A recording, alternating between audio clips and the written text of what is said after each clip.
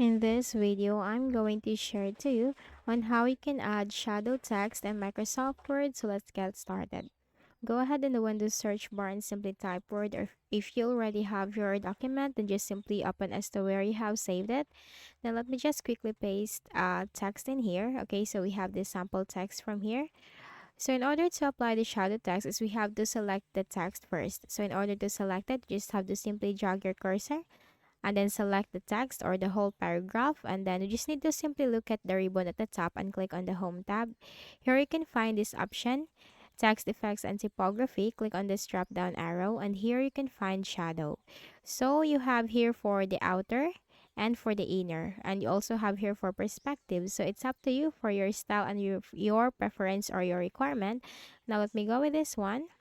Okay, and that's it. That's how you can easily apply shadow text in Microsoft Word. So I hope this video helped you. Kindly please do not forget to hit the like button and subscribe to this YouTube channel for more tutorials like this. Thank you for watching.